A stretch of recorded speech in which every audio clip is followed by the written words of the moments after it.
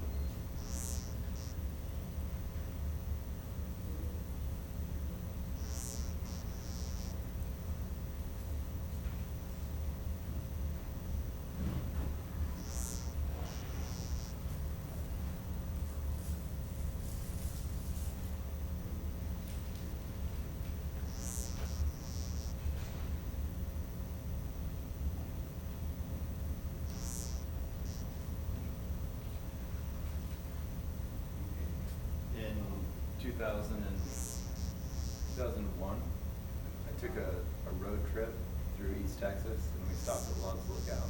Oh, yeah. Yeah. The middle of town. Andrew, did you get food? Kinda early.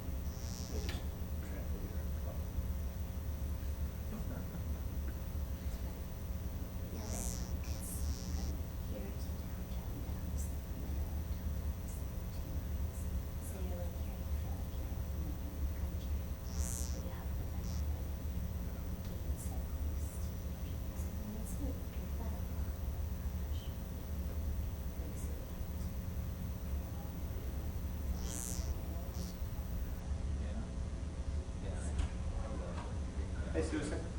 Can you have it? Everybody's motivated in this second executive session. Can be done the same.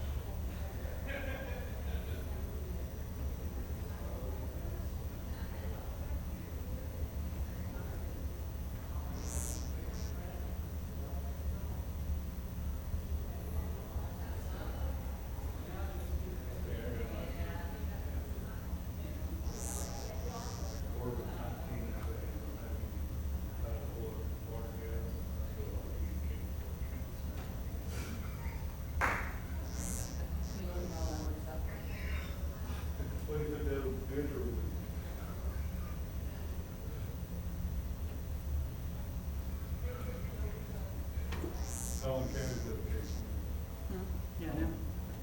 Saw that.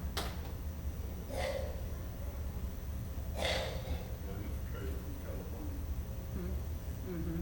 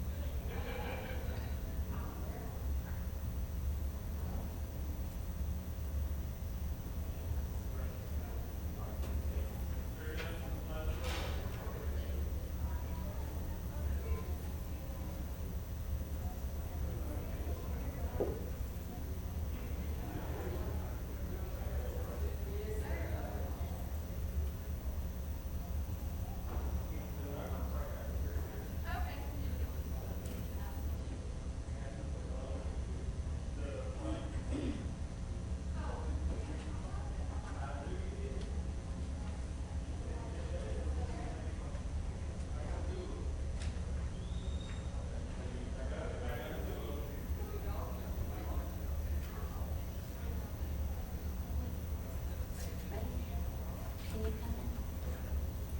Are y'all doing it in there? We're just gonna go to the PUC. What time is it? 6:37. We've got 20 minutes, so we're gonna do the other executive session. Okay. Do you want me in there? If you want to.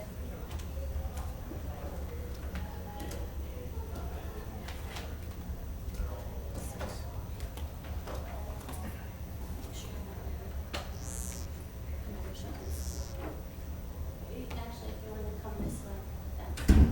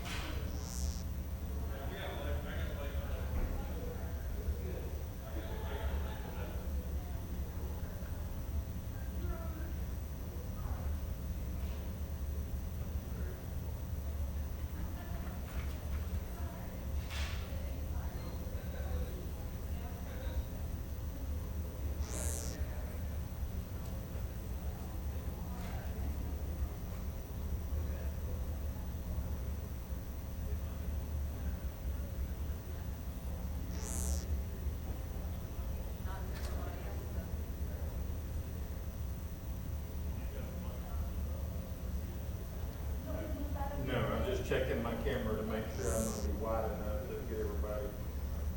And here I got plenty.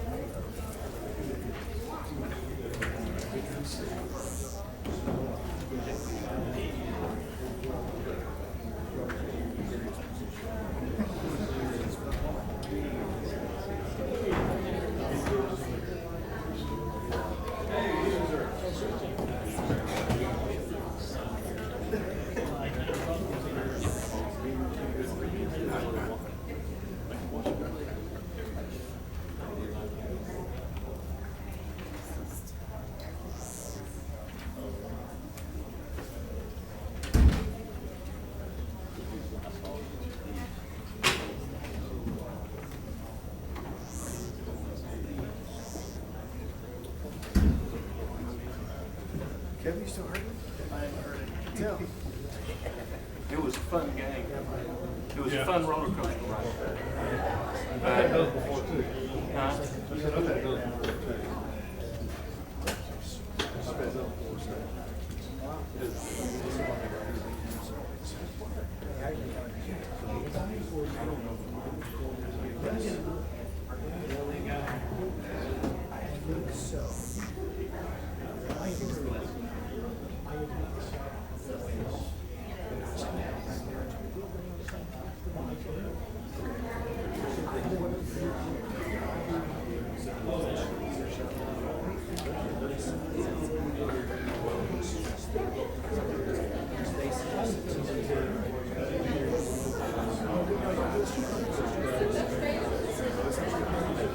Because it's right there.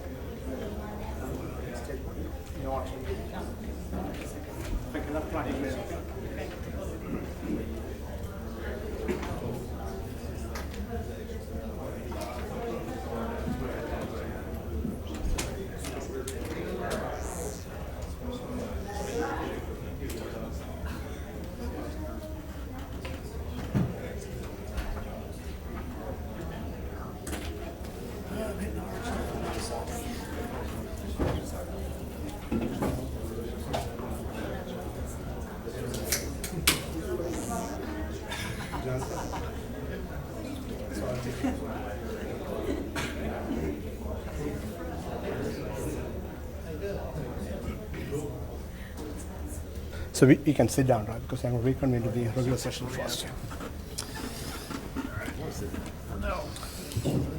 Mark. I know I'm hitting hard stuff tonight. We will reconvene the regular session. Finish the action.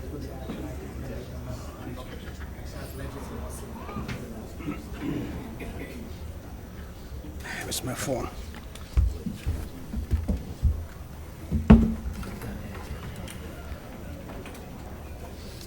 Council ready? Rachel?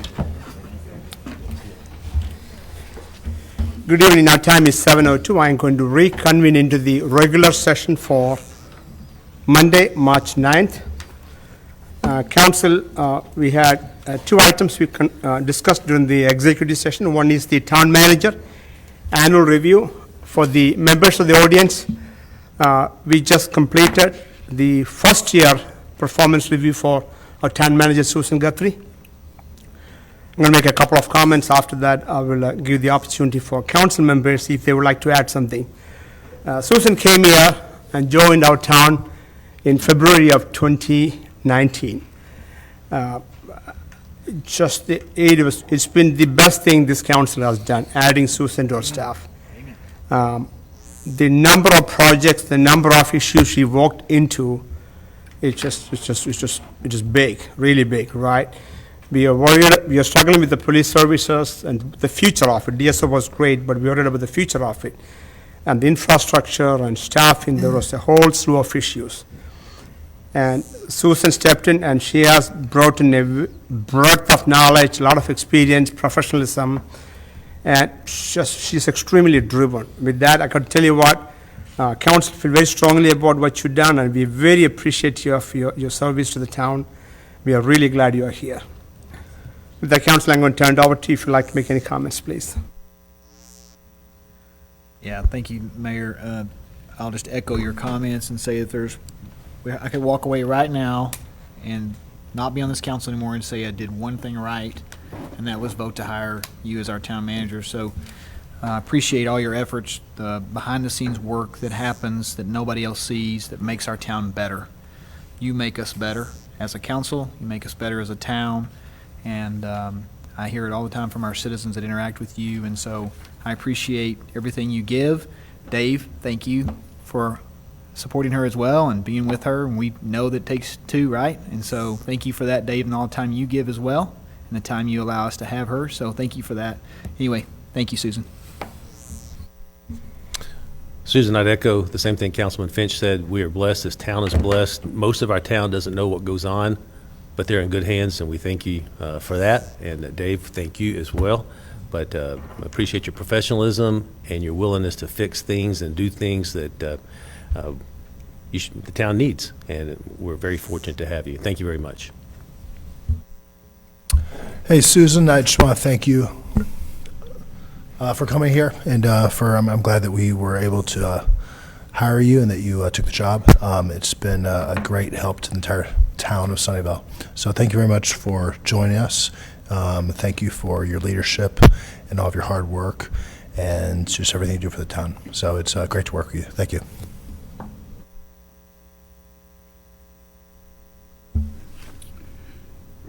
I've said numerous times that to Susan and to others that she's a breath of fresh air.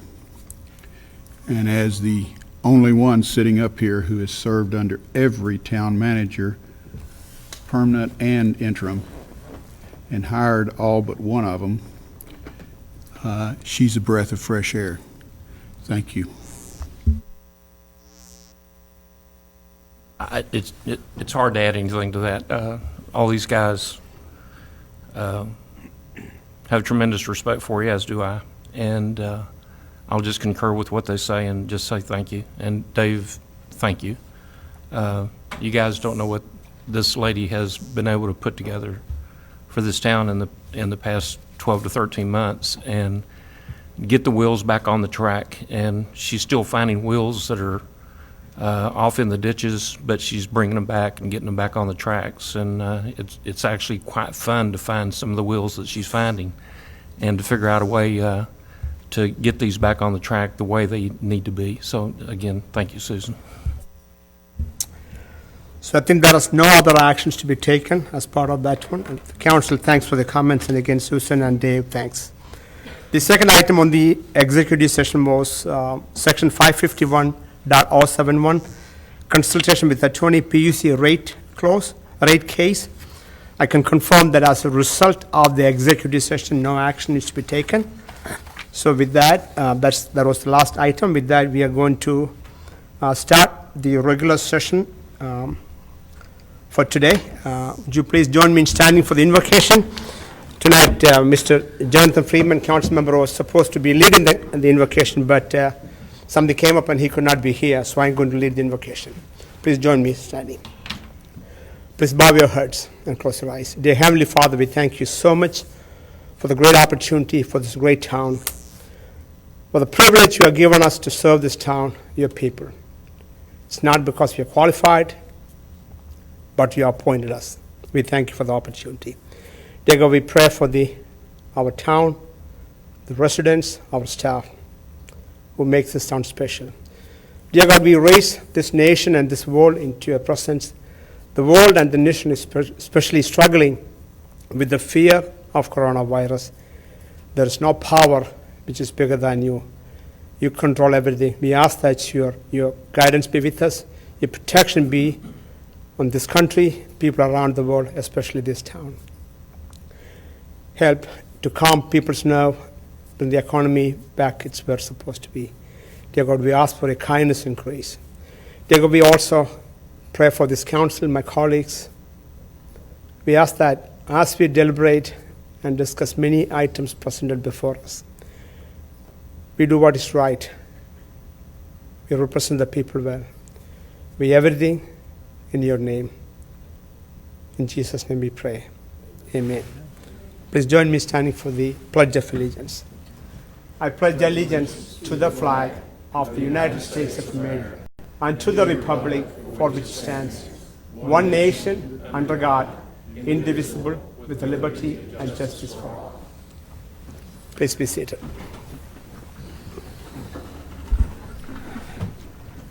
Rachel, do I need to call out again the list of council members present for the record?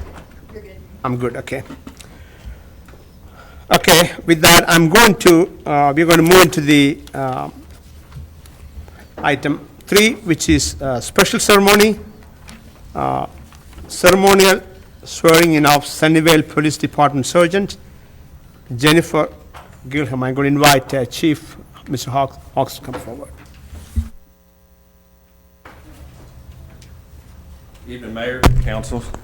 As you know, that selection process a few months back for Sergeant was extremely competitive, and Sergeant Gillum was one of the finalists selected, and she's getting sworn in today, and she will be supervising one of our patrol shifts as well as overseeing our recruiting efforts in the next few months. So she comes from Terrell. She's a Terrell native. Her husband is also a law enforcement officer with the city of Lindale, and we're just really fortunate and glad that she's joining our team here at Sunnyvale Police Department tonight. So with that, we'll do the honors. Officer Gillum will pin Sergeant Gillum's badge on.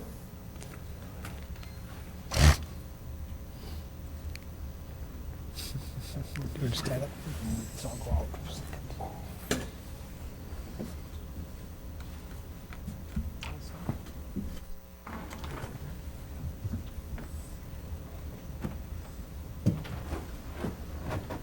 All right. Raise your right hand for me and repeat after me. I state your name. I, Jennifer Gillum, Do solemnly swear do solemnly swear that I will faithfully execute that I will faithfully execute the duties the duties of the office of Sergeant of the office of Sergeant for the Sunnyvale Police Department for the Sunnyvale Police of Department the state of Texas, of the state of Texas, and will, to the best of my ability, and will, to the best of my ability, preserve, preserve, protect, protect, and defend and defend the Constitution and laws of the United States the Constitution and laws of the United States and of this state, and of this state. so help me God. So help me God. Congratulations. Thank you.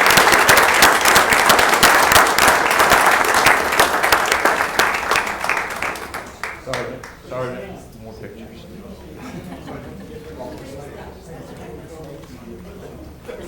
You need this one, right? I want to get one with it. Thank you. Sergeant, I'm going to let you hold this one. Come on, Council. Oh, sorry about that. Come on, Chief. Where's Susan? Come on, Susan. Who am I missing? Am I missing anybody? Spot here.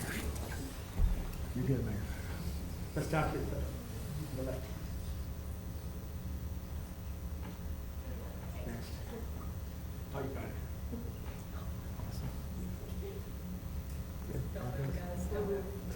Don't move.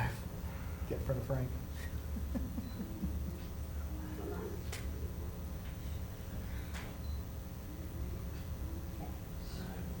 One more, Frank.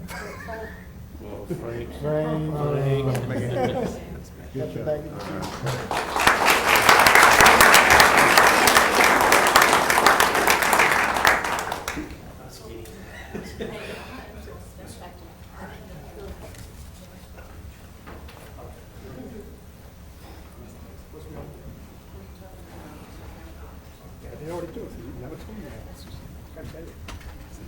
You have to- you never know this. Oh, I saw one. Oh, this good, So I was told that we need to be back there. That's the item number 4, special presentation to town council and town manager Susan Guthrie from Chief of Police Andrew Hawks. I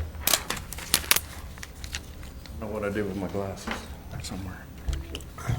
First of all, Mayor, Council, I'd like to reiterate your accolades you bestowed upon our town manager. As you know, starting a police department's not an easy task, and it's been a challenge, and couldn't think of anybody more supportive than our town manager, and y'all, the council, have been very supportive, and we're getting there. So along those lines, I know that you guys know that we were ordering badges and we're waiting for them, thank you, for a few months. Chief couldn't see that, that's why he didn't pick it up. I had ordered a prototype badge, and I was wearing that for the first few months while we waited on our originals to come in. But nonetheless, it was the very first badge of the Sunnyvale Police Department, and when these came in, I'd like to give that badge back to the town as a piece of history. So if I could get y'all, Mayor, and the council and the town manager to join me down here, I'd like to read this plaque. Yes.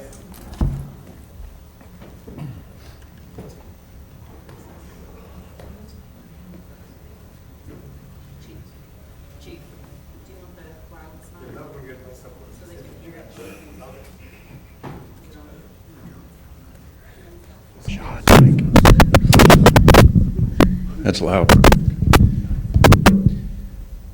I'll just read this. It says, "This is the first badge issued by the Sunnyvale Police Department to Chief Andrew Hawks at the formation of the Sunnyvale Police Department on December 2nd, 2019. The chief ordered this badge until a more defined badge was made. Chief Hawks returned this badge to the town council and town manager as a piece of town history. Presented to Saji George, Mayor, and council members Jim Wade, Mark Egan, Jonathan Freeman, Ryan Fitch, Larry Allen, Kevin Clark, and town manager Susan Guthrie."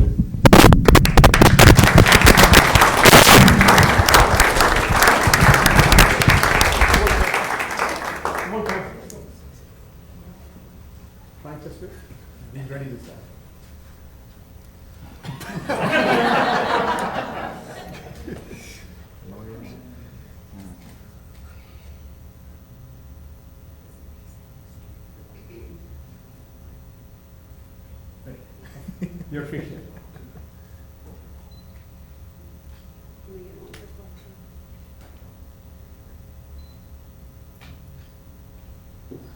done, Frank. I'm just going to give this back to you, Susan. Thanks, Chief. Thank you.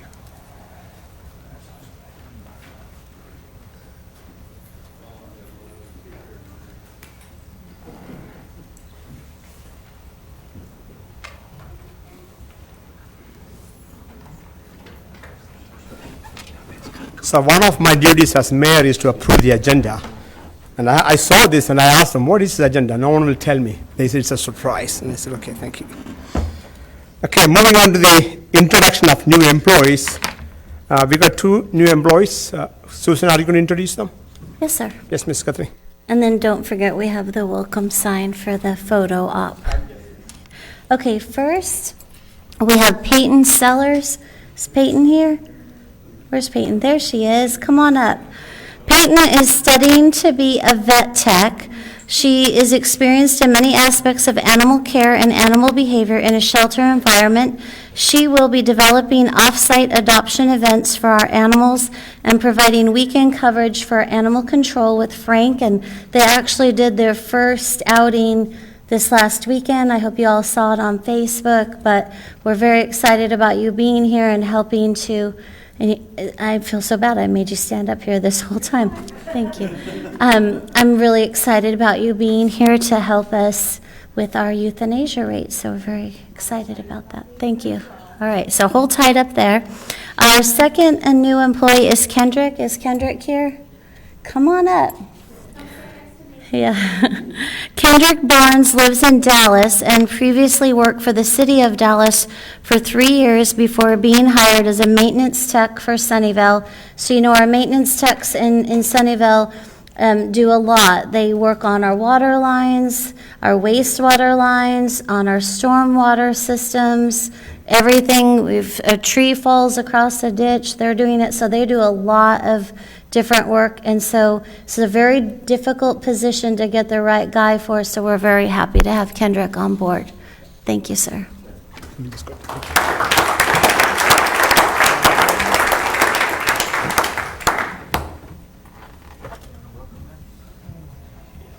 got a welcome sign for you.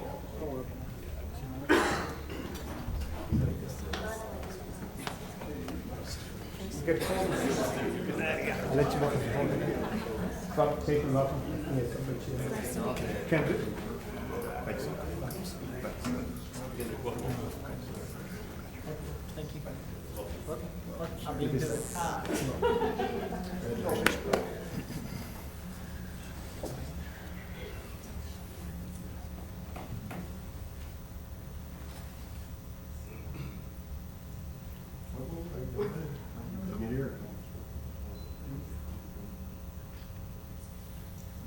Wait, can you do one with the flag?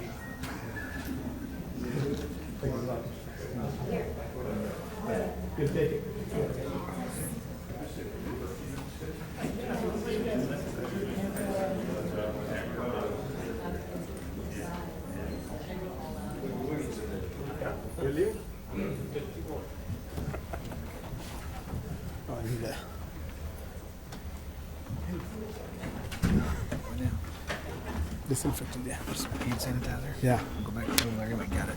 Is he coming? Yeah, you went to get it.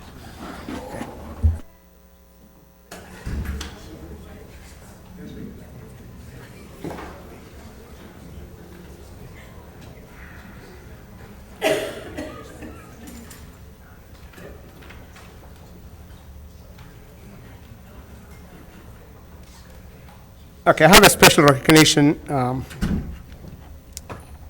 This is recognizing Ernest Scudam Kearney. A longtime Sunnyvale resident, Ernest Scudam Kearney, passed away on March 4th, 2020, at the age of 87 years old. Mr. Kearney was born in 1933 on his homestead here in Sunnyvale and remained living there his entire life. He was the longtime business owner of Kearney's Feed Store, what is now known as the Kearney's Feed Yard. Mr. Kearney was a former council member for the town of Sunnyvale. His family recalls him serving on the town council with Mr. T.C. Lupton, and he was on the town council when the town's first fire truck was purchased. We will miss Mr. Kearney deeply.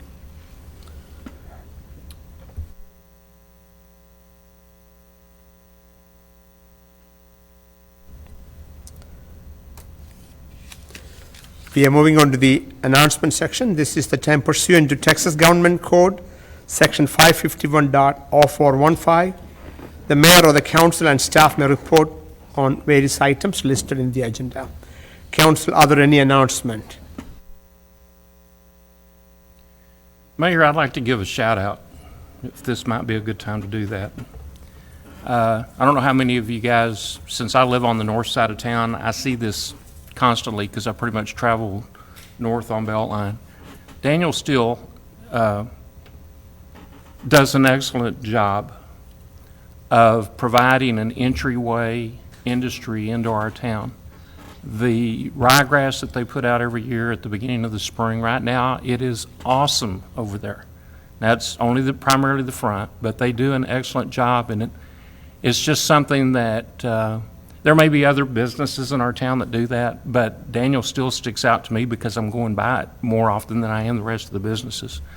And I know other ones probably do it as well, but they've just done an outstanding job, and I think they provide a very good gateway into our town, coming as you're going south on Beltline or north leaving the town, whichever it may be.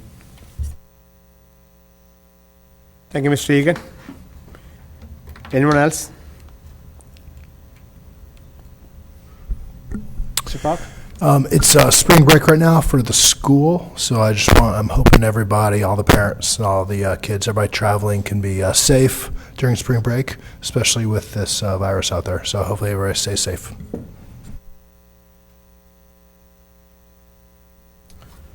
Staff, are there announcements? Yes, sir, just two things. First, just a reminder to everyone that at our next meeting on March 23rd at 5:30, we're going to meet at the fire department for the push-in event for our brand-new pumper truck. So that's a really exciting event, and we hope everyone in the community will come and enjoy that with us. And then the second thing is I just want to share with the community and with council that the fire chief and other personnel with the city are participating in I think they're daily now calls through the state and through the county regarding coronavirus. And we have put a lot of information on the homepage of our website related to what's going on, and also pushing it out on our e-newsletter and our social media page. And, you know, the gist of it is wash your hands, stay home if you're sick, you know, use good sneezing habits, that type of thing is really pretty much what we're being told in terms of controlling the spread of this. And, you know, we'll keep you posted. And like I said, the chief is participating in daily calls to get briefed on this subject and make sure that our town is prepared and that we can, you know, effectively handle this situation. So we're happy to answer any questions the community has. Just feel free to give me a call. Thank you, sir. Thank you, Susan. Any other announcement from the staff? Again, I'm going to take this opportunity to one other thing. Susan mentioned about newsletter. There's a weekly, every Friday, Susan and staff puts out a electronic news flash. It's really informative. If you haven't signed up for it, I would encourage you to sign up. It's a weekly thing. It's really, a lot of information is shared on a weekly basis. Okay, with that, I'm going to request everybody, if you are here to speak to the council on any items, there is a public comment form. There are many copies kept outside. I'm going to kindly request that you fill in. That way we can capture your name and the topic, agenda you would like to discuss or present to the council. I'm going to ask that you kindly fill this form. And there are plenty of copies available right outside the door on the small table. And once you fill this in, and I'm going to ask that you turn this to the Town Secretary, Ms. Ramsey, that if she can pass that on to me, as well as keep a record of who spoke and the position and the name for the record. With that, I'm going to move to the public forum. This is the time citizens may come forward and speak to the council on any matter other than legal or personal matters. So if anyone from the audience would like to come forward and speak to the council, please come forward at this time.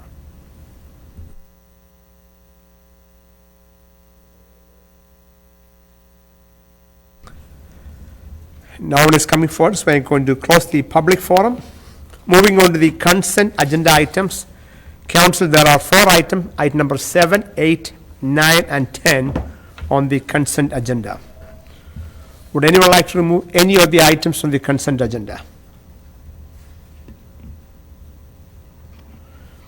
If not, can I have a motion to approve consent agenda items 7, 8, 9, and 10 as presented? So move to approve.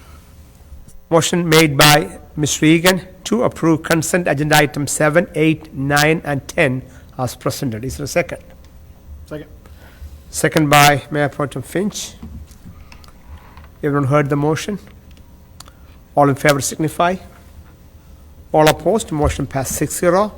Mr. Freeman is absent. Moving on to the public hearing portion of the agenda, item number 11. Hold a public hearing, discuss, consider, and act upon a request by Eric and Deanna Wise to approve a specific use designation for an accessory dwelling unit at or about 498 East Strip Road. Mr. Jackson, good evening. Evening, Mayor, Council. As you know, the applicant owns a residential property located at 498 East Strip Road. The property is currently zoned SF1 and is approximately 5 acres in size. The applicant is requesting a specific use designation to construct an accessory dwelling at the rear of the subject property. The overall structure will be approximately 4,500 square feet. The accessory dwelling portion of the structure will be 1,500 square feet. The remaining will serve as a barn, a multipurpose area, and utility room, and a garage for this RV. Staff has noted some details with regard to the requirements for accessory dwellings in the staff memo in regards to your review, and noted that the applicant has requested an SUD exception primarily based on the terrain and the location of where the barn will be located, the structure will be located. their front entry garage will be visible from the right-of-way. Staff notes that it will face the right-of-way. It will be partially visible. If you drive by, you'll see that there's some shrubs and whatnot along Trip, and will somewhat screen it, but you'll still be able to see that it faces the right-of-way. The applicant has noted some criteria that they believe allows for an exception to be made in this regard in the staff memo. In regards to public notice, we noticed everyone within 200 feet of the property. Since the Planning and Zoning Commission meeting, we received 2 that are in opposition. And based on the square footage of their property, it equals more than 20% with regard to those who were noticed. If you go over 20%, it requires a three-fourths vote from town council in order to approve the SUD. So for the attorney, three-quarter of 6 or three-quarter of 7, how many people needs to vote in favor to approve?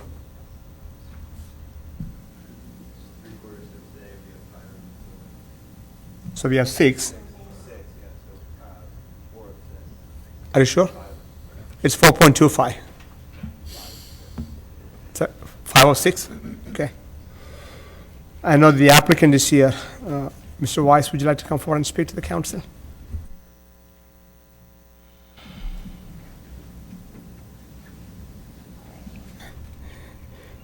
Good evening, Deanna and Eric. How are you? Good evening, Eric and Deanna Wise, 498 East Trip Road. Thank you for your time this evening. This project has been a multi-year project we've been working on long before we moved to Sunnyvale. When we first found Sunnyvale, it was due to an event we were invited to in Sunnyvale by the gentleman that designed this building. And we came to really like Sunnyvale compared to where we were looking. During that process, we were looking for raw land, primarily to build our own house, and I visited with multiple town staff during that phase to see what was available and where we could do what we wanted to do. During that process, the home that we have just kind of all of a sudden popped up in our laps, and we were under contract within 3 days of knowing it was for sale. Again, during that process, we've continued to move forward, visiting with town staff to, again, design what we believed was fully acceptable based on the code prior to the UDO and now with the UDO. Other than the front-facing door, everything is to code, within standard, and meets all the requirements. The 1,500 square feet that's going to be heated and cooled, of that, really only about 1,000 of it is the auxiliary dwelling unit, which is the specific reason we're here for the SUD. The other 500 feet is a kind of workout room for us and multi-use space where I can get a little privacy away from the kids.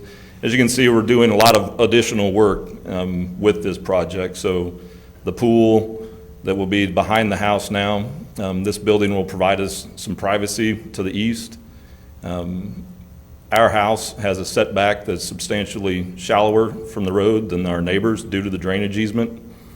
And at this point in time, all of our neighbors that have property, all of our neighbors, I should say, that have homes on their property surrounding us have all submitted letters of support or emails into the staff, and so that was 7 individuals. At present, there was only 2 that opposed. Both of those properties are vacant. The one immediately to our east sent in a letter, but I just got a voicemail from him literally as we were sitting here saying, hey, all's good, I'm not coming tonight, but I don't know exactly what that means. And then the other neighbor that owns 8 acres behind our property that opens onto Pascal submitted their letter as well. In both of the 2 letters that were submitted, they really don't address the SUD. They addressed other opinions about buildings in Sunnyvale, but not really specific to the SUD. This building, we could have moved forward already with it if it weren't for the auxiliary dwelling for my mother-in-law. So the building's going up with or without the auxiliary dwelling unit in it. And so I got some exhibits to kind of pass around to you, as well as for the front garage facing door, we did our kind of informal survey of the area and stopped after coming up with 60 homes within a very short distance of our house that have front-facing garage doors, front-facing, or barn doors facing the front, shed doors facing the front, visible. So I've got the list of addresses from just East Tripp, Rebecca, Eleanor, Watha, East Fork, and North Pascal. And there's many, many more. Appearance of the building, it's going to match our home. So our home, unless I haven't found another one in Sunnyvale, very closely matches this building that we're standing in. It's metal roof, white stone sides. This building is going to be metal roof on top that matches our existing metal roof, stone along the bottom, and then the sides will match the house as well. So this is some photos of an existing home That will be that's similar. similar. So that home is a metal sided home with a silver roof and stone around the bottom. So obviously that's a 2-story. This is a 1-story that we're doing. And I designed this before I figured out how much it would cost, so it's costing us quite a bit more than your standard metal building that you see around Sunnyvale. Looking at these pictures up on the top view, this is the view that will face our backyard and the pond and the drainage easement. The middle view is the east facing, so we have no windows at ground level facing east. The door that you see is an entry door. The windows you see up towards the top for the offset roof to allow natural light in. I like eaves. I know a lot of builders don't do them these days. So we have rather long eaves on all 4 sides of the building to shade. And then there's a large covered patio off the west side as well. The north and south facing both have those large 14-foot doors. And that's for our existing RV, but also have the ability, if we ever do move forward with the Class A, which is a big, tall diesel pusher, we're building it to be able to handle that. The doors that were priced out aren't your standard just metal roll-up doors. They're cedar appearing metal doors, panel doors, double insulated. So from the front, it'll look similar to the doors that you see on that picture that I just passed around.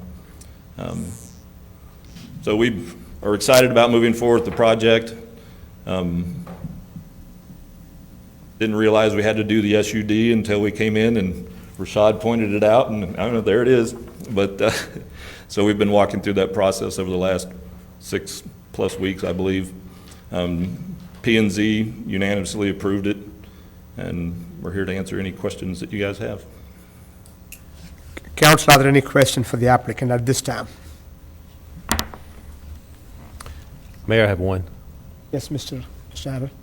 On the oppositions, Eric, there's 124 and 137 Pascal Road. Where's that at? Because when I look at that on the map, it doesn't look to me like it butted up to your That's property. their address, where they have a existing home. Their land that they own that's undeveloped is the 8 acres that you see in the red down there, directly behind us. And then they own another piece of land on the west side of Pascal that backs up to the rail spur.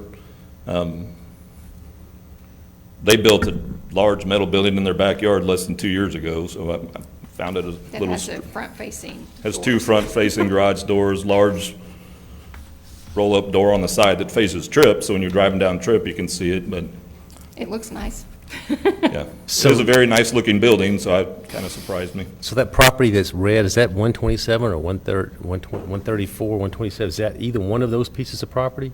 I couldn't off the top of my head tell you the exact address, but the property ownership address is 127. I got So- you. And presently, that 8 acres is empty. Both of the 2 properties, we had actually looked at buying in the past along with other neighbors, and as prices in Sunnyvale went up and up and up, we decided, hey, we have enough. We don't need to expand, but I was just curious. And you're from Indiana, right? no. Where are you from? Well, my dad was Air Force, so I lived all over the place, but Abilene mostly. Oh, I was wondering how it was not Pascal to you, but I'm okay. Council, are there additional questions for the applicant? There's several front-facing garages on Pascal, isn't there? Many, many, many. So what are the two big doors on the west side of the building? On the west side of the building, those are 16-foot glass garage doors, the same height as the all the other glass. So they're doing metal storefront windows, so similar to the windows you have here. And those doors, They're windows, not doors. correct. Okay. And we can open it up for entertaining or ventilation, whatever. They open onto the patio.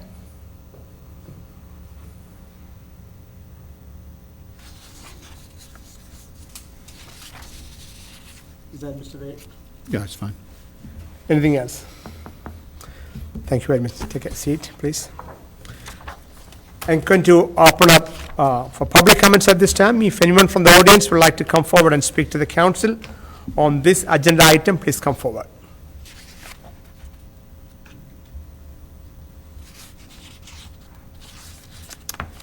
No one is coming forward, so I'm going to close the public hearing on this agenda item. Council, are there additional discussions or questions to staff or the applicant on this topic? If there are none, I call for a motion. Motion to approve agenda item 11 as presented. Second. Motion made by Mr. Finch and second by Egan to approve agenda item 11 as presented. Everyone heard the motion? Are there additional discussions?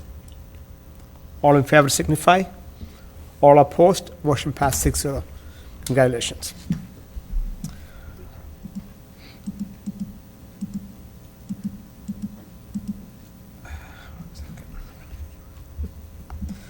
Moving on to item number 12, this is the discussion and action item portion of the agenda.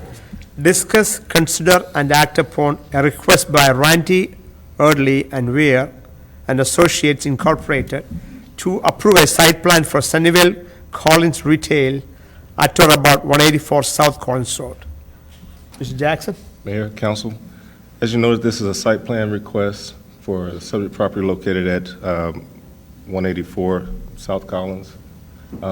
It is essentially a extension or a duplication of the building that is existing there. The developer has decided to move forward with finalizing that development on the existing vacant pad. The applicant received a replat approval last month, and they're following up that replat with the actual site plan request. The plan features a 9,000 square foot building to be developed similar to the existing building that is on the south side of the pad. Staff has reviewed and noted that all the submittal meets the requirements of the Unified Development Ordinance, and the Planning and Zoning Commission recommended approval. Is the applicant here tonight? Good evening. Would you state your name and address for the record, please? Sure. Good evening, Mayor and honorable council members. My name is Priya Acharya with Weir and Associates, 2201 East Lamar Boulevard, Suite 200E, Arlington, Texas, 76006. Mr. Erdley was unavailable to attend, so I am here on his behalf. Mr. Jackson did an excellent job setting up the site plan for us, so I'm here for any technical questions you may have. What is it that's going to be there? Do we know what type of, is it business, I'm assuming? It's going to be similar to the building southwest of it. It's going to be a shell building initially, but ultimately it's going to be populated by similar uses that are at the building next to it. What do they have now? So I think there's a Subway, there's an insurance. Gotcha, I got it. Okay. Council, any question for the applicant at this time? Mr. Wade? Not for the applicant. Yes, I'll give you some. Any question for the applicant at this time? Thank you. Thank you. I don't know the answer. Does the applicant own both of the buildings, the one that's there presently and the proposed one? That I am not aware of. Let me see. I can try to tell you. Yes. Yes. Okay, thank you. Yes.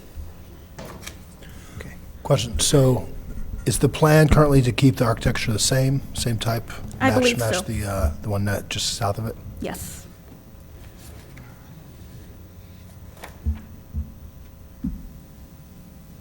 Anything else for the applicant? Thank you. We'll take a Thank seat. you. Mr. Wade, you had a question, I'm assuming from Mr. Jackson? Yeah, Mr. Jackson, do we anticipate or have we worked out the assurance that driveways there that are going to be north of this property and south of the proposed Long Creek Crossing establishment, they're going to share that driveway? Who maintains the driveway? The entry to the north of this building is a shared access. There's a mutual access easement on the plat, so that driveway is open to the public. The driveways further north, going closer to 80, those are Long Creek designated. Crossing. Yeah, designated for Long Creek Crossing. But isn't the one that's going to be north of this property also going to have access to Long Creek Crossing? Yes. So we've got that understood that they're both going to use that access. Yes, it's mutual access throughout. Ins and outs. Yes.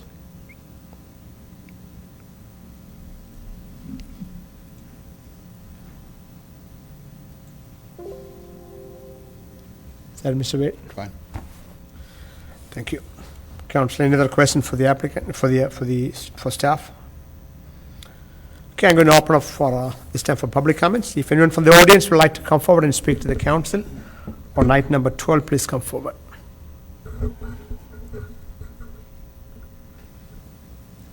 No one is coming forward, so I'm going to close the public comments. Council, are there additional discussions or Here, I got questions? one more question. Yes, Mr. Wade. Rashad, the fence that's put up back there that is the cut through to Stone Canyon, did Atmos put that fence up, or why did that fence get put up unlike the other fences and certainly not to our standards? I haven't seen exactly what you're talking about. I'm assuming that the Atmos owns the property directly to the north of this property. I know that they've had, that's the same property that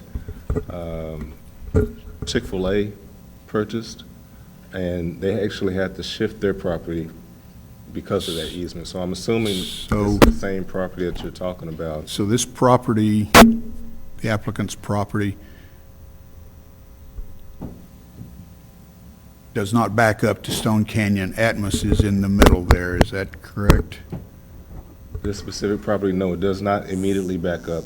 Okay. There's another vacant pad Okay, before you get to Stone Canyon. okay. Yes, there, if you look at that aerial there. But typically, Atmos will not allow you to put a stone wall. They like it to be where they can easily access. So I'm assuming, that was done a long time ago, I'm assuming that's the reasoning behind that. Okay. If I answered your Time ago, question. maybe just an exaggeration, but anyway, No, that site's been there for years. not the fence. Well, I mean, it's been screened for years. Okay, all right.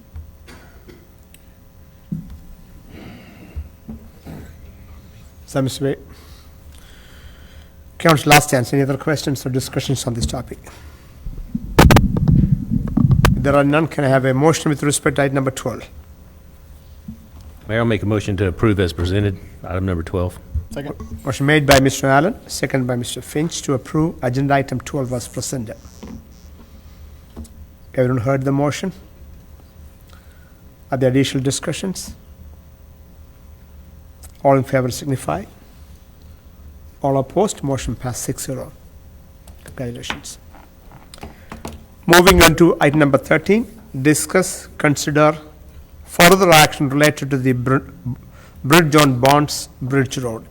As you can see, this is not an action item, this is more of a discussion and consider further actions. Mr. Jenkins? Mr. Mayor, Council, good evening. What I'd like to do tonight is just to briefly summarize where we're at with the bridge, the current status, and then the request would be direction from council as how we would like to proceed forward from this point. As y'all will recall, this bridge was closed back in August after inspection underneath the bridge revealed that the erosion had progressed to the point where we felt it was no longer safe for public use. At the time, or pardon me, slightly later, I made a presentation to council after we had researched the various alternatives, and the decision at that time was that we would explore the possibility with TxDOT of working with them to replace the bridge, but because of the length of time that program takes to come to fruition, it was also directed that the town bid out a project to just armor the banks under the bridge with an eye toward making it safe for public use in the meantime while we move forward with the bridge replacement. We proceeded accordingly. We bid the project out in early January and did not get any bids, which was unexpected. I had reached out to a couple of contractors as to why they did not bid, and I was essentially told that because of the continuing erosion, liability concerns on the parts of the contractors, they felt that they could not bid it as we had previously set it up. So we've been advised that we needed to, if we wanted to do anything, our only option is to rebid it. But rather than just rebid the previous scope, which didn't result in any bids, we wanted to try to get something more updated, more in tune with what's actually out there in the interest of getting a better bid. So what I had done is I had met last week with an erosion contractor who I know to be a very reputable firm that can easily, I shouldn't say easily, but it is theirs well within their capability to do the work, with an eye toward requesting just a quote as to how much we could expect a bid to be for this project.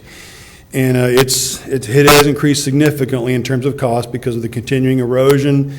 The safety issues under the bridge have increased tremendously, which further complicates and increases the cost. What it boils down to is, once you look at the construction costs, including engineering and surveying, you're just shy of $1.6 million if we armored both banks of the creek at this location to get the bridge open. It's not for reconstruction of the bridge, that's just strictly an armoring of the bridge. This would have to be a temporary armoring because when we rebuild the bridge in several years, that armoring would have to be torn out in order to get a new bridge put in. Once this project was bid, the anticipated construction time would be approximately 4 months, again assuming doing both sides of the bridge. The side facing toward Collins is much more severe in terms of its erosion. However, both sides of the bridge need attention at this time. So that's where we're at today.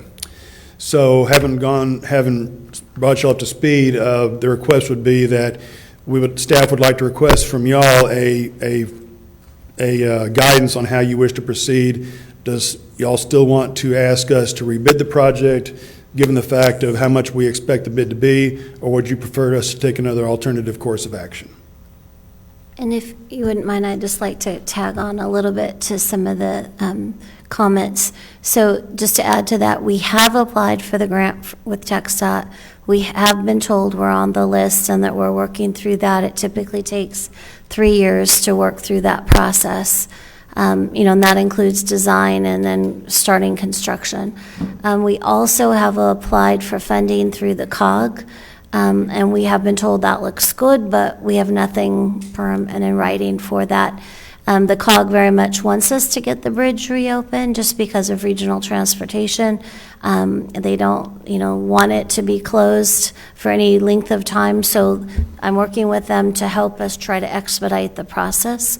But at this point, we are looking at, 1.4 to 1.6 to reopen the bridge if we want to do that, and then that would be ripped out at a later time once we get funding set up to replace the bridge.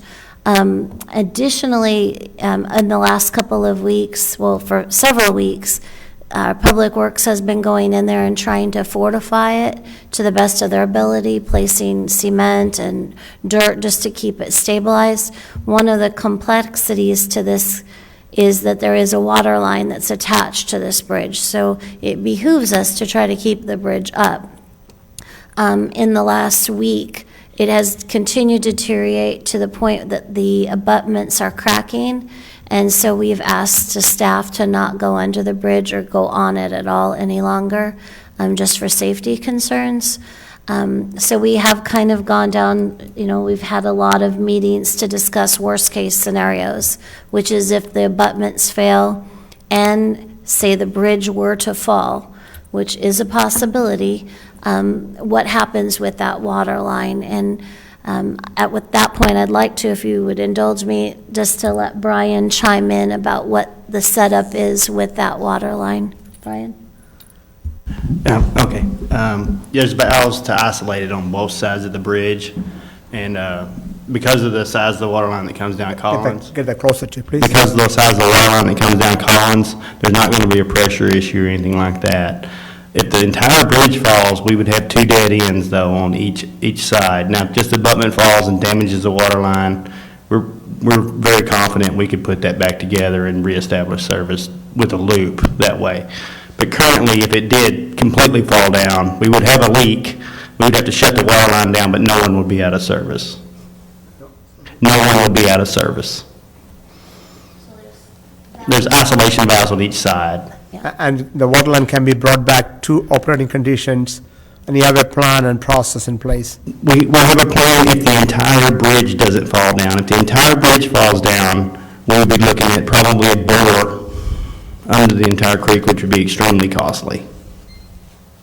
But put it in relative, I asked, what is extremely costly? Is it $1.6 million? Is it 100,000? Well, to do a case bore of that size, of that length, and Lyle, you can kind of chime in here if you want to, but I'm thinking in the neighborhood of $100,000 to $120,000. So that's kind of the worst case scenario. We know we have isolation valves on each side, and that would be our first line of defense. And we would be monitoring pressures, and if pressures were good, we'd be able to maintain with that. If pressures weren't to where we would want to see them, then we would move forward with this very worst case scenario. So I just really wanted to go down some of these rabbit trails that we've been going down, just so you could see, what the what ifs for all the decisions that we might make with this. But let me put it in a different set of terms, just because it's how I understand it. If for whatever reason the line breaks at the bridge, yes, sir, within hours you can go out there and isolate each side of it, and everybody still has water. That's correct. The only problem you have is this water stagnation. So you're going to end up being out there wasting water more often, making sure that we keep the chlorine levels up. Correct. But we're not going to be without water until we get a $100,000 bore underneath the That's creek. correct, sir. I just want to make sure that we. The bore would just be for water quality if the council so It just desired. helps with the water quality. So it Correct. takes a lot of line bleeding, except for the fact where our water rates are. It takes a lot of line bleeding to pay off $100,000. It would, yes, sir. So we have to kind of go through that balancing thing. But the technicalities of it is what I was more concerned about than I was the dollars and cents. So with all of that, I do think there might be some residents here who want to chime in on this. I've been talking to many residents about the issues and just trying to explain all the, the different decision points that we have with this. And, really where we're at is, do we spend a significant amount of money in order to get the bridge reopened for the short term, or do we, just let it be while we're getting the grant or the money from the COG and wait until we do a permanent replacement? So those are really, I think, where we're at. So another question in that is, it's one, as we know today, and tomorrow can be different because it's going to go up. But as of today, it's 1.6 just to go in and armor both sides and try to protect what we've got. Yes, sir, that's correct. What's the cost of the bridge going to be when it happens? That's Just yeah. Are we talking $3 million or $50 million? We had estimated $3 million for the bridge replacement, which Okay. would include armoring at that time, too. And it makes no difference. Dollars don't have any impact on time. because it's 3 years from whenever we can pull the trigger by whatever mechanism we do. But the reason for asking for the dollars of what it's going to cost to replace it, are we going to spend $1.5 million, if not more, to throw down the drain that we won't get any credit for in any percentage of our contribution that we would apply for whenever TxDOT or and CCOG comes through for us. Right, we would still have local match on the project that they do, in addition to what we would In have addition to done. what we would have done to armor it. So, I'd love to get the bridge back open, and I know some on Barnes Bridge, not necessarily the ones that are here tonight, but some on Barnes Bridge would like to turn that into our own private driveway, and that's not a reality. The reality of it is what's our best financial, physical responsibility toward what we're going to spend toward the bridge, and that's not a black and white answer just from the numbers we were just been talking about. So let me understand the math one more time. $1.6 million to armor both banks and to open the bridge, or only to armor the bank? Well, armoring the bank would allow us to make the bridge safe for the public, and so we would be able to reopen it. We'll be able to reopen it. Right, I mean, the cost to reopen it once the armoring's in place would be, minimal. It would just be removal of the barricades and such out there. But the 1.6 is the minimum needed to make it safe. From the time council says go, how long would it take to complete the bid and complete the armoring? The bid process would take approximately 2 months, starting tonight. So we'd be looking at, I would say roughly mid-May, assuming we get a good bid, a good reputable firm, we could get them onto construction. The estimated construction time is roughly 4 to 6 months.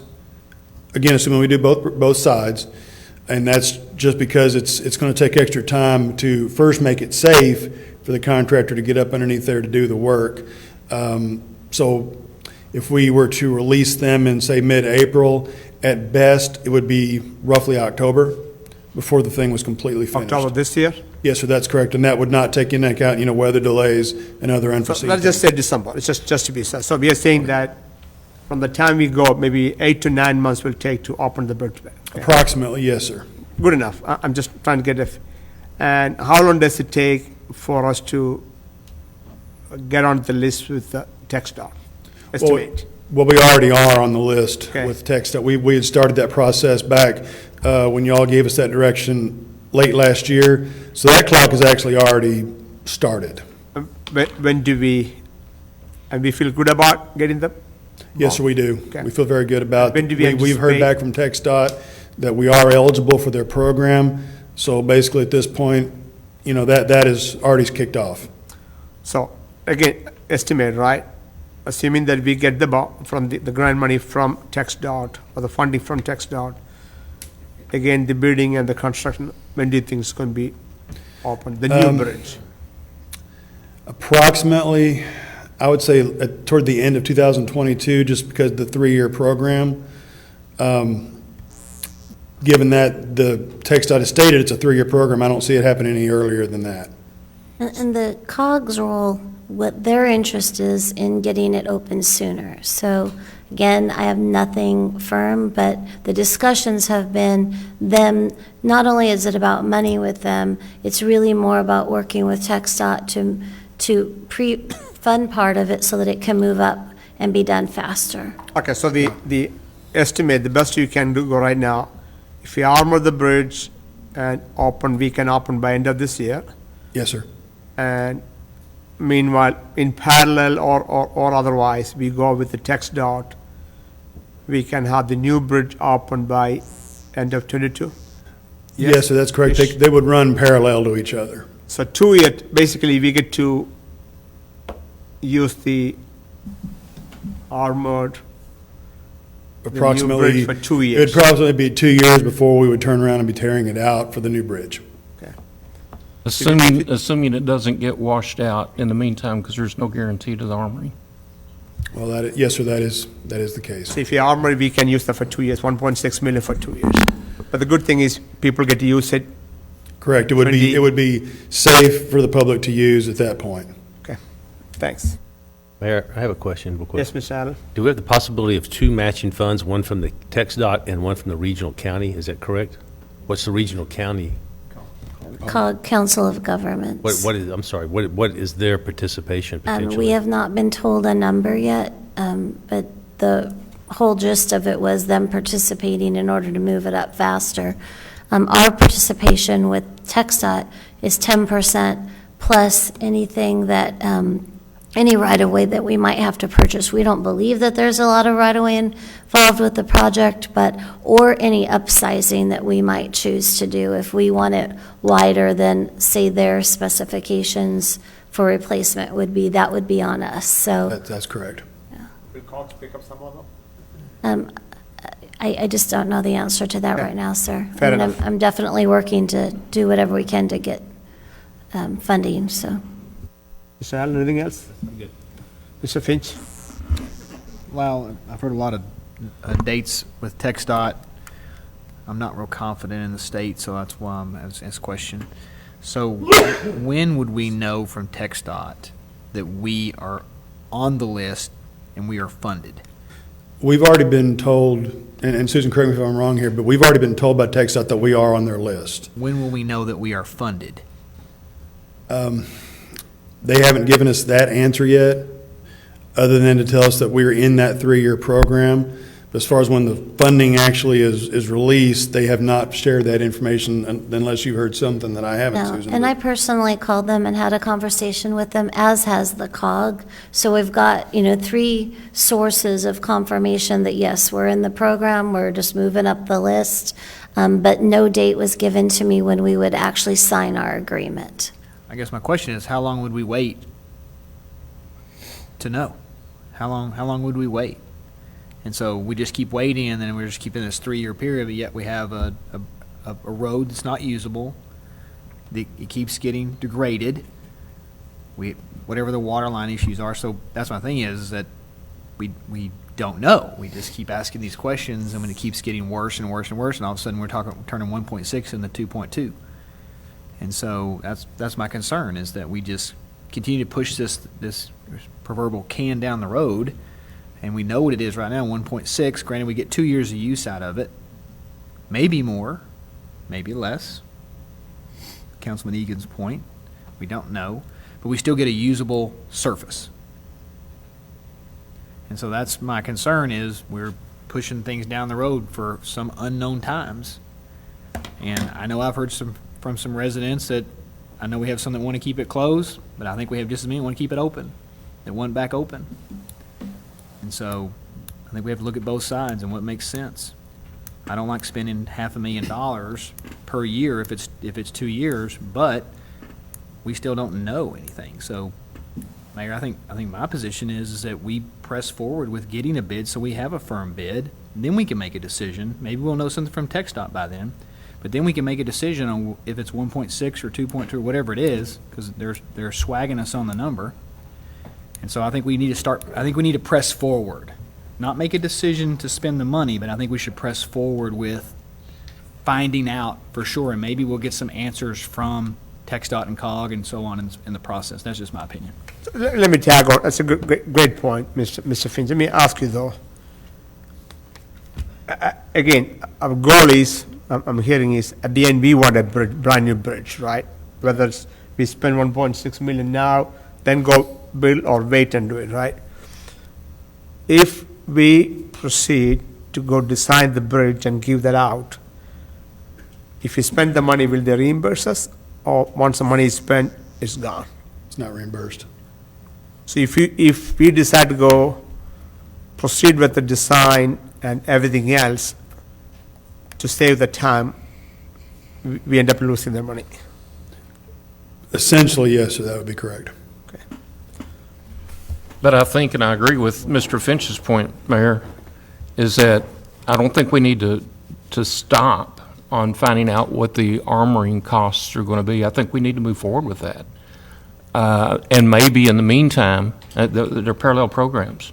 In the meantime, hopefully, with the continued pressing by staff, that we get an answer for them. And then there'll be at some point where we literally have to pull the trigger, one or the other. But at least we know what the costs are then. as opposed to right now, we don't, I mean, it went up twofold, threefold from just last August of what the armoring was going to be. It went from 250 to 1.6, whatever that number is. My math's not working good right now. But I think it's parallel programs that we need to run and give staff that direction. Do the parallel programs, and hopefully we get response from North Texas and or the state sooner rather than later. We have another bridge that's almost the same age on another road. So, you know, we're also thinking about, okay, what comes after this? Did we put that bridge on the TxDOT program? So he asked if we put it on the TxDOT program, yeah. Well, our intent, the bridge Susan's referring to is the one that carries East Fork Road over Duck Creek. We haven't applied for that one for the TxDOT program yet. The reason for that is because that bridge is not of as much of a concern. We are monitoring it as well because the Duck Creek channel is wider and deeper at that point. The bridge has not experienced the erosion issues to the extent that Barnes Bridge Road has. Thinking long-term, we do intend to apply for that to be replaced once we get Barnes Bridge Road well along and that we have a firm time frame. Gotcha. Councilor, other additional question for staff at this time? Thank you. I'll take a seat. Let me open up for public comments. Anything else, Susan, from you? Okay.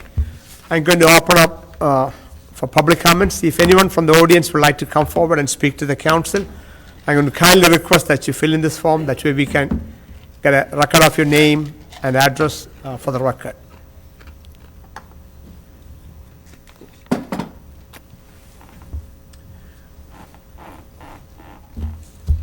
I can see some folks halfway there to want to come and talk. Anyone?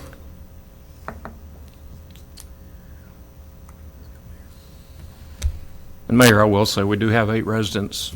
2 are immediately adjoining that property, and I'm glad to see that they've come to at least listen to the dialogue and know that it's not a simple solution, and we all had a meeting, a neighborhood meeting not too long ago that we discussed a number of things on top of this. Sir, if you want to talk, just come on up here, and when you get a chance, fill out this form, please. No big deal. Don't worry about the formality. Just come on in. We just want to capture a name for the record, that's all. Yeah, my name is Rick Mitchell, live at 350 Barnes Bridge Road. Good evening, Mr. Mitchell. I said good evening. Oh, thanks. My only concern is we'd heard rumors that when the bid process went out, where they capped it, they were only looking for $30,000 to $50,000 bids, or capped at that? There was no cap of any sort. No, That can speak to the mic, that way the people who are watching from. I apologize. There was no cap placed to the bid. It was just bid it out, see how much it cost, but there was never a maximum cap placed on it at all. Okay, and you got no response from anyone? That is correct, sir. We did not get any bids. Is it possible that I could get a bid package so I could give it to like Austin Bridge and Stone? I'd be happy to provide that to you, sir. The bids, the bid package that we put together at that time, I'd be happy to get your information where I can send that to you, and certainly I'd be happy to send it to you. Okay. Well, they were one of my tenants. That's the only reason I'm asking. And I thought, you know, they did all the walls along 635. They're more than capable of doing that. And the question would be whether it's too small of a job. Right.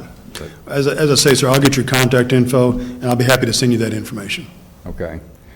Other than that, you know, obviously everyone on our side of the street, we're not jumping up and down about a 3 to 5 year wait on this. So any expediency would really be appreciated. It's really a hindrance for us. Something that we obviously we can deal with, and we don't want to put any enormous strain on the city, because we understand that, but it's a really inconvenience for us. So that's about all I got. Thank you, Mr. Mitchell. Anyone else would like to come forward?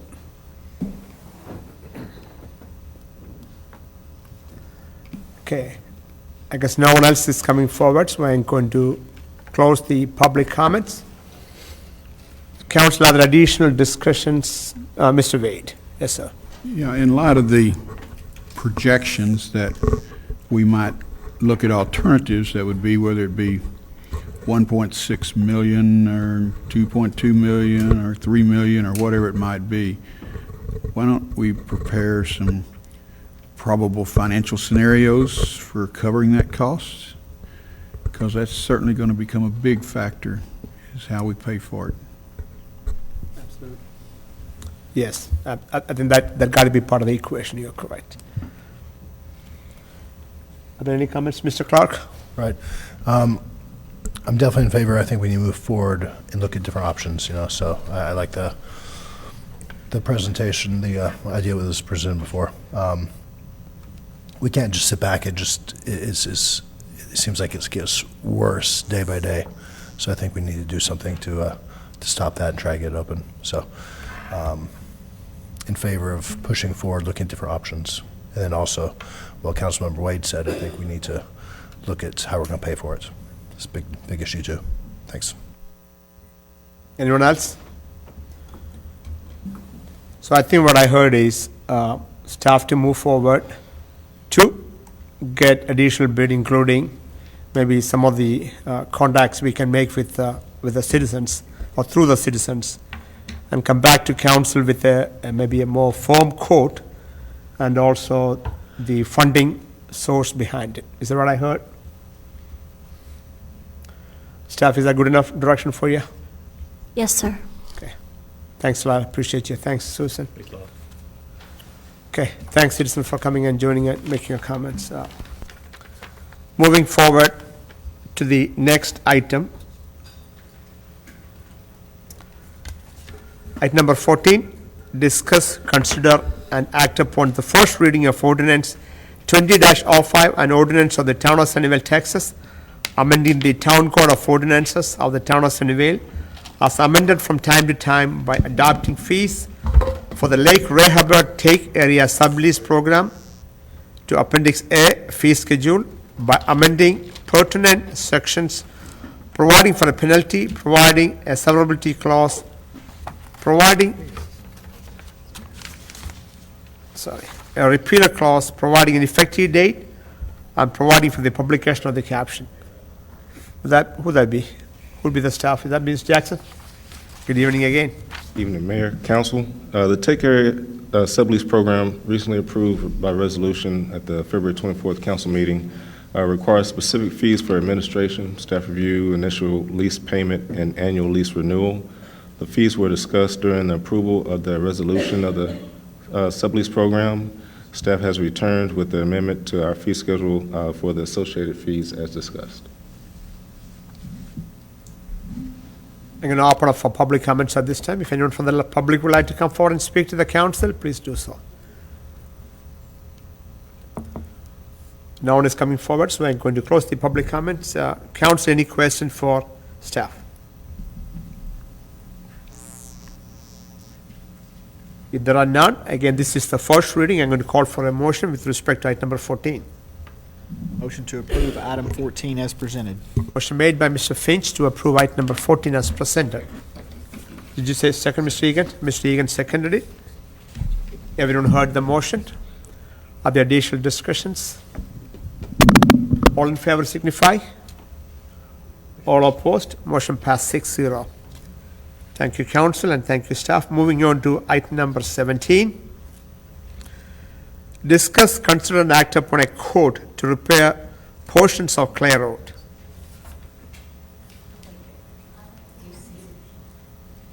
Did I skip? My apologies. Item number 15, my apologies. Item number 15, discuss, consider, and act upon ordinance 20-04, an ordinance declaring unopposed candidates in the May 2, 2020 general town election elected to office, canceling the election, providing for a severability clause, and providing for an effective date. I think that's Ms. Secretary. Good evening, Ms. Ramsey. Good evening, Mayor and Council. Again, as you all know, that we have two unopposed candidates for Place 3 and Place 4 for the May 2nd general election. Therefore, this ordinance will declare the unopposed candidates and will also cancel the election for May the 2nd, 2020. As you remember, the town charter was amended in 2019, allowing ordinances that are related to elections to only require one reading. Therefore, your vote tonight will be for final adoption. If you have any questions, I'm happy to answer those at this time. I'm going to take public comments on this topic. If anyone from the audience would like to come forward and speak to the council, please come forward. No one is coming forward, so I'm going to close the public comments. Council, are there any questions or discussions on item 15? If there are none, I call for a motion on 15. Motion to approve item 15 as presented. Motion made by Mr. Finch to approve item number 15 as presented. Is there a second? Second. Second by Mr. Clark. Everyone heard the motion? Are there additional discussions? All in favor signify. All opposed. Motion passed 6-0. Now, again, moving on to item number 16, discuss, consider, and act upon resolution 20-17, a resolution of the Town Council of the Town of Sunnyvale, Dallas County, Texas, adopting a debt management policy. So I skip to Ms. Hopkins. Good evening, Mayor and Council. The GFOA recommends that state and local governments adopt a comprehensive written debt management policy. Adherence to the debt management policy signals to the rating agencies and the capital markets that a government is well managed. These policies should be approved by the issuer's governing body to provide credibility, transparency, and to ensure there is a common understanding among elected officials and staff regarding the issuer's approach to debt financing. This policy was reviewed by the town's investment advisor and bond counsel, and suggested changes have been incorporated in the final policy document. There are also 2 additional edits that I found. The first is on page 75 of the packet, section 6.2. The last sentence should read, "These expenses could include, but not limited to, ancillary charges necessary to place the project/initiative in service and/or place in a condition needed for its intended use." The second edit is in section 16.3. The last sentence should have the word days after the number 60. It should say 60 days. And with that, I'll be glad to answer any questions. So when the time comes, I'm going to ask you to read the motion for me. Since there are changes to this one, I'm going to ask you to read it. I'm going to open up for public comments. If anyone from the audience would like to come forward and speak to the council, please do so. No one is coming forward, so I'm going to close the public comments. Council, other questions or discussions? So Liz, other than the 2 corrections that you just made, is this basically is this a boilerplate document that was pulled from somewhere with slight modifications and tweaks to fit us, and in so doing and review, it's been fully reviewed from a legal perspective as well as your astute review as well to find mistakes like this? Yes, I appreciate that. We did have, the town attorney also reviewed this document. Eric Maha with Hilltop, he reviewed the document. Kristen Savant with Hilltop, who is our bond counsel, reviewed the document, and Craig with Brenda's office also reviewed this document. So yes, when I started this process, I did take direction from what other communities were putting together, but I think at the end of the process, this is our document. Thank you. Mr. Wade, any comments? So, I'm sorry? Yeah. So Rachel, if you make a motion, if whoever makes the motion say, adopt the motion with the changes presented by Ms. Hopkins, would that be sufficient? Yes. Okay, council, with that, can I have a motion with respect to item number 16? Make a motion. To make a motion to? I'll make a motion to what Rachel's about to say. To make, to make a motion to approve. To approve with the changes presented by Finance Director Liz Hopkins. Okay, motion made by Mr. Clark to approve resolution number 16 with the updates made by Ms. Hopkins. Is there a second? Second. Second by Mr. Egan. Everyone heard the motion? Are there additional discussions? If not, all in favor signify. All opposed, motion passed 6-0. Thank you, Ms. Hopkins. Now item number 17. Mr. Creed, discuss, consider, and act upon a quote to repair portions of Clay Road. Good evening. Thank you, Mayor. Yeah, I wanted to explain this. We got 4 quotes to do something. I don't know if y'all are familiar with Clay Road and the conditions it's in, if y'all drive up and down it, but it's gotten to a point in a couple of spots that we can't just fix with asphalt anymore because it's dropped so much that there's these V channels in it where the concrete's sinking. So what we did is originally we went out and said, okay, we're gonna get this concrete patched and just pour new panels in those places. That didn't address anything with the panel sinking or like that, but it would be a better transition. And I got 3 bids. I got them from B&B, Paveway, and a company called Diaz. And then I just so happened was in an industrial park a couple of weeks ago, a little over now, and there's a company out there called Creteworks, and they were lifting the panels around the panels they were changing. And I said, what are you doing? And they said, well, you can change this panel out, but it doesn't do any good. The reason it's all falling, you see these cracks radiating around it, is because the void's under the concrete. So instead of just pouring the panel, we're going to address the entire problem. And I said, well, that's very interesting. Let me show you this road. And they came out and looked at the road and said, you know, what is your intention? And I said, well, we're going to, you know, as budget allows, work on this road and pour these different panels. They said, why? We think we can save most of this for you. And I said, hey, I'm open to proposals. I don't, you know, budget's tight. We like that. So they came back, and their bid is higher than the others, but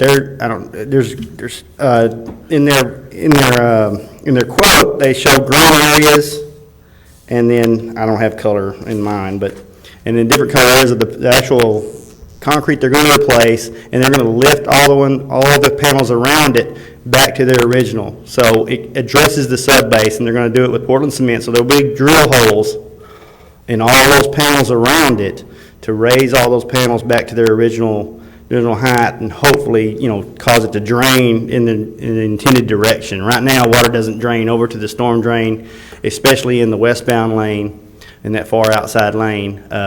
It just sits there because it actually leans away from the storm drain that's over in the median.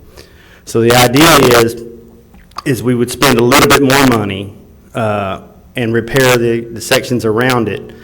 And if this works like it should, and like we think it will, we likely can take Clay Road off the CIP list. Mr. Finch? Hey, Brian. Yes, sir. Question for you. So, in looking at this, I drove down this road just the other day and know we need some work to be done on it. Are these, it seems to me like there's more than just 2 areas. There is more than 2 areas, yes, sir. So my question is, these are probably the worst areas, right? These are correct. I chose 2 areas, and one in each outer lane. The one on the eastbound lane actually has exposed rebar, where I can see the underneath the actual pad where the reinforcement is, and the other one is a kind of a drop in what we call a V channel. And it has a particular point where it's spalling out, and it actually carries cars towards the curb. Our finance director was kind enough to spur me along on that particular spot. So my question is, we're going to have them out there. I know it's going to be a little more money, but shouldn't we look at maybe doing a little more? I mean, we can. I'm not up for spending all this kind of money, but we're going to have a contractor out there. They're going to be doing work. Seems to me like we could probably get some leverage some of that. And I don't think the rest of the council feels, but this road is in bad shape. It is. It's in it bad is, sir. shape. Part of my thoughts were see how it works. You know, because we haven't tried that. The city of Carrollton tried it, and they ask if you had any references, if any other city had. Yeah, the city of Carrollton signed a contract with them, and I guess is using them to do a particular amount of money or a particular amount of jobs throughout the year. You're the expert. I just wanted to ask the question because yes, sir. Warranty on their work. Pardon? Do we have warranty on the? Yes, sir. I think he said 12 months. I'd have to verify that for sure. I It's believe 12 that's what he months. I told see me. it in here. It's 12 months. It Yes, says sir. 12-month warranty. 12 months. Anyway, I'm just not opposed, from my opinion, I'm not opposed to doing more since we have them out there, but I'll defer and to the council and to you to say, let's do what you Yes, think is sir. Well, right. they gave me a bid just on pouring the panels as well, which was within a few $100 of everyone else. I like the lifting. I like all that idea. I mean, Yes, sir. Addressing the whole issue. But I looked at one of theirs and I see beyond the yellow, there's still this huge crack that goes off to the side. So I'm just wondering, are Correct. we really, just by lift, are we really, again, I'm not the expert. I can ask. No, other you're questions. correct. Anywhere water could get in is bad. It creates voids under the road. This road is almost exclusively traveled by 18-wheelers 24/7 that pound that thing, and it really takes a beating. Any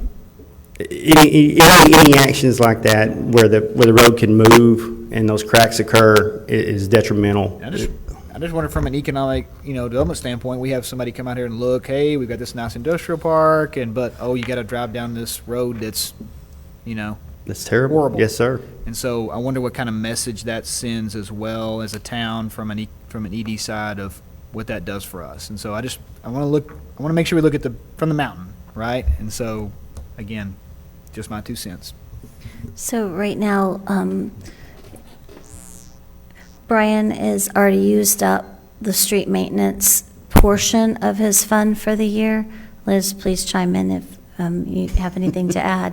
So right now, he's kind of eating into PSA money right now, but we can't ignore an issue such as this. So this project is on our CIP list, and I was trying to rack my head, and Lyle left. Do you remember what it's valued at on CIP? It was over $1 million. Oh, it's a Yeah. couple of $1 million. Yeah. So we're interested in testing this methodology. If it works, then we can rethink how we have it ranked on the CIP. And I actually sent out the message today to the CIP committee to reconvene them for next year's CIP prioritizations. So, I think we all 100% agree with you. I think it's just more a matter of funding and if we need to move it up on the CIP or not. So, if you're good with that. So Brian, is when they do this, is there any stabilization that they do at the same time? As far as underneath the lift panels? The lift panels? Yes, sir. They're going to actually do the lifting instead of, typically like when we do a sidewalk or something like that, we use it was just a mud jacking. It was essentially just a light mud. They're actually going to put 800 PSI Portland in this. Now it's got to be able to flow, but I asked them about that. I said, how's the stabilization going to be and how do you know you're filling all the voids? And they do something different that I haven't experienced with the other contractors we've used. Other contractors have bored holes, did their injection, watched the panel lift till they said, okay, that's level, and they back away. They said, we actually drill holes further out, and the product must erupt. It's got to come back up through the Correct. holes. And they said, once we see that, what made sense to me, I'm not an engineer, but I was like, well, you're demonstrating that it's going all the way under the panel we want to lift. At least we do get the voids filled. But in terms of the soil underneath, nothing is done to it? There's nothing done to it, no, sir. Okay. This does not include any kind of sub-base stabilization going any deeper. And with the additional holes that they do drill, you're basically building a matrix of holes which could be possible weak points in the panels that are lifted. So when they re-inject, are they using a bonding material that'll make sure that the holes are refilled and bonded so you have a solid panel Correct. again? Actually, part of this quote is, areas on those other panels included in there, you'll see what we call spalling, where it's just a real thin. They have it's a vinyl plastic product that they sprinkle Portland on top of it to make it match the color, but it bonds to the concrete. So they're going to level all that up too and patch all those portions. I saw them do it over in Industrial Park, and I asked them about how it adheres to it, and they said it does. This is what we do. And how much history does Farmers Branch have with them on these types of repairs?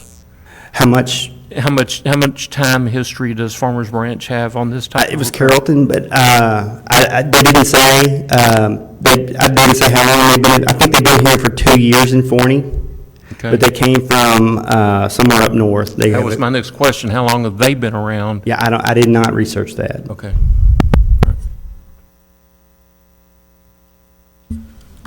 Council, other additional question for Mr. Creed? Relative to what we're planning on CIP, what the CIP dollar value came up to be, relative to what this costs per square foot, I guess if you were to replace Clay Road using this, well, you really wouldn't do it using this technique, though, would you? No, we wouldn't. We would just address the panels essentially area by area. And isn't this basically what they're doing on a lot of the newer roads around town, period, anyway? It is. Even in Mesquite, they've got their crews that are literally digging up panels. Yes, sir. And pouring concrete back in the hole. Now, they may not be doing anything. Yeah. We already do a lot of some sort of either a foam-based mud jacking. Most of that is on sidewalks or a cement Roads are base. typically just all over Stony digging Creek. it all out and pouring it. We do it in Creekside. We do it. Like we have. You're even seeing that on 635. Yes, sir. Where they'll do it at night. So, yes, sir. I mean, but they're replacing a panel, not. They may be jacking up adjacent panels. If you don't jack up the other panels and you pour it just to the height to level up to the existing panels, you still end up with a water puddling issue and you end up with all the spalling again. And just to interject, it's on the CIP for complete repair at $4.7 million. So yeah, it's a major project. So if we can try this, see if it works, it could really change the trajectory of Well, and the our other road. thing I like about it as opposed to Beltline is from what I was looking at on the, I guess it would be the westbound side, actually on both sides, you don't have any trees there. You don't have any trees in the median, which the trees suck all the moisture out of the underlayment. On Beltline, you got trees, so you can tell everywhere there's a tree, you do this. Well, this is pretty clear, the westbound side being the worst side, in my opinion. But you've got a fence row there that doesn't have any trees in it. It does have vegetation, but the amount of vegetation is consistent. So if you're going to have falling, you would have falling all the way across, and it's just at these specific places. So I think that this would probably be a good test. That's a clean test that you don't have a lot of outside influences coming into it. Yes, sir. And Council, I'll just clarify, this is from Collins Road to Long Creek, the $4.7 million. Correct. Oh, yeah. Thank you, Sal. Mr. Creed, take a seat, please. Okay. I will take public comments at this time. If anyone from the audience would like to come forward and speak to the council, please come forward. No one is coming forward, so I'm going to close the public comments. And Mr. Allen stepped out, but we still have 5 people, so we're going to move forward. I'm going to call for a motion, item number 17. Mr. Mayor, make a motion to approve item 17 as presented. Motion made by Mr. Finch to approve 17 as presented. Second by Mr. Egan. Everyone heard the motion? All in favor signify. All opposed? Motion passed 6-0. Mr. Adams came back. 18, discuss, consider, and act upon agreement between the town of Sunnyvale and the Sunnyvale Independent School District to provide school resource officers to the district and authorize the town manager to execute the agreement. Would that be you, Chief, or would that be Ms. Guthrie? I've got it, sir. Ms. Guthrie? I'll try and make this very brief. If you recall, when we started standing up the police department, there was conversations between the town and the school district about incorporating a school resource officer program at the school district. We've been going back and forth, and the chief and I have worked together to pool model ordinances and agreements from other communities to see how these programs are structured. We've gone back and forth with the school district, and what you have before you is a interlocal agreement between us and SISD. It has been passed by their board. And basically what it calls for is for the town to provide 2 police officers to work over at the schools during the school year. And they would remain Town of Sunnyvale employees, and they do report to the chief of police. The cost, generally the program is structured is that The school district would pay for 3/4 of the cost of the 2 officers. The town would provide radios, equipment, and vehicles for them, and then we would also pay for 1/4 of the cost so that during the summer, those officers are available to us to provide regular police services. Also, at any time that there's an emergency where we need to call them out for, some large response, we could do so. So that's kind of what's in the agreement for a regular school year. But we do have this period of time where we're needing to stand up the program. So we did include an aspect of stand-up, and you can see where the costs are broken down on the last page of the package. The total cost for stand-up of the program is $207,687. The way that is split is the school is going to pay $113,637. The town would pay $94,050. The majority of the funds that we would be laying out in the beginning are vehicles. And so that will come out of our budget for our tax note budget for standing up the department. As a matter of fact, we have enough vehicles on order right now that we could cover this for the first year.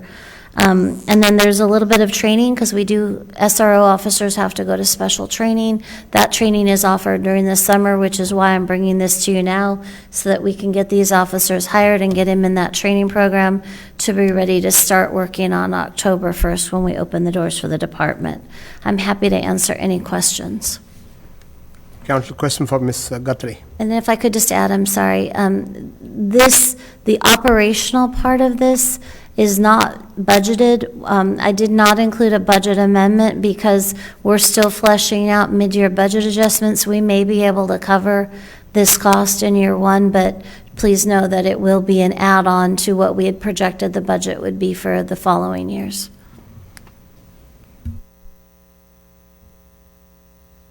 Any questions?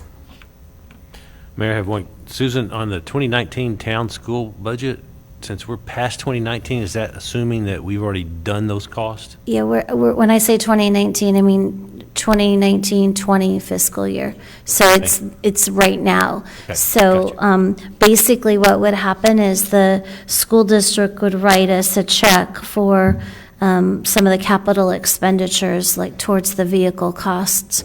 So basically, they would buy one fully equipped vehicle, and we would be buying the other one. So you see that's where that $69,631, that's a fully equipped squad car.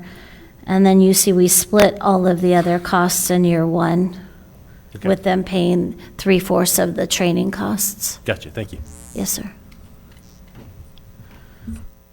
Additional question for staff at this time? Now I'm going to open the public comments. Anyone from the audience would like to come forward and speak to the council, please do so. No one is coming forward, so I'm going to close the public comments. Council, are there additional questions or discussions on item number 18? There are none. I call for a motion, please. Motion to approve item 18 as presented. Motion made by Mr. Finch. Did you seconded by Mr. Egan to approve item number 18 as presented? Everyone heard the motion? Are there additional discussions? All in favor signify. All opposed, motion passed 6-0. Thank you, Ms. Guthrie. Moving on to item number 19, discuss, consider, and act upon to purchase new network switches and wireless access points for $48,945.60. Mr. Yazdan Panahi. Good evening, Mayor and Council. This will ensure CJI compliance for the police department and optimize traffic for police data. It will also increase speeds, security, and manageability. Our switches are currently unmanaged for the most part. It will isolate traffic between sites.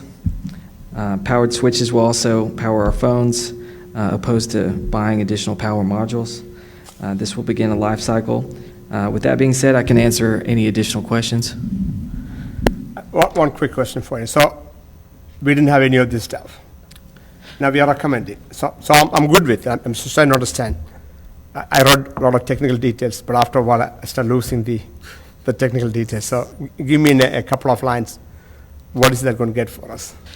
Our switches at sites are unmanaged, and as far as traffic goes, without that management, there's a lot of collisions between data that travels back and forth. That's where the speed comes in? It does affect speeds, yes. It also affects security with traffic segmentation. So without isolating traffic between sites, that's a security risk. And that's also part of the CJI audit that happens every 3 years for the police department. What's CJI audit again?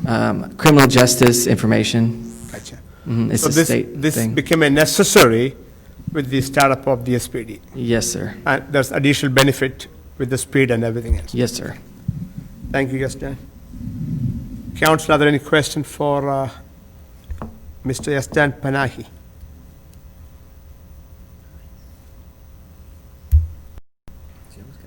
So wait. I just want to know if anybody says Joseph knows what all that's about.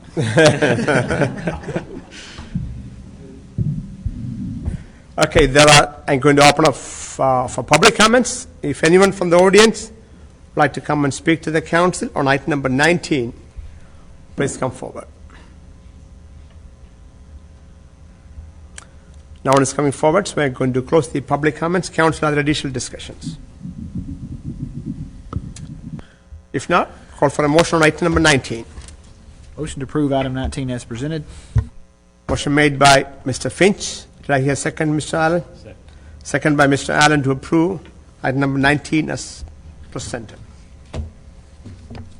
Are there additional discussions? Everybody heard the motion? Are there additional discussions? All in favor signify. All opposed. Motion passed 6-0. Thank you, Joseph. Moving on to item number 20, discuss, consider, and act upon first reading of Ordinance 20-07, an ordinance of the Town Council of the Town of Sunnyvale, Texas, setting the signatory authority and expenditure approval authority of the town manager at a maximum amount of $49,999.99 for budgeted expenditures and amending the purchasing policy to reflect said signatory limits and providing an effective date. Ms. Guthrie? Sir, this is a result of Councilmember Allen's request at the last meeting to amend the signatory authority and a purchasing policy to raise this limit from $10,000 to the amount stated. Just as kind of follow up, we did do a benchmark review of all of our benchmark cities. All cities that were asked had the same limit set except for one at $35,000. So it's pretty consistent across the board. Council, other questions or discussion? Question for Ms. Guthrie. Mr. Egan, do you have anything? Mayor, I don't have a question. Maybe it's more for discussion after you open the public hearing. Anybody else? I'm going to open up the public comment section. If anyone from the audience would like to come forward and speak to the council on 20, please come forward. No one is coming forward, so I'm going to close the public comments. Council, are there additional discussions or questions on number 20? Mayor, excuse me, we discussed a scenario like this at length in the Charter Review Committee because we saw there was a similar situation that would occur with the town, with council going off budget to make expenditures that were not funded for. And we talked about this at length about how to approach, and should it be a dollar value or should it be a percentage?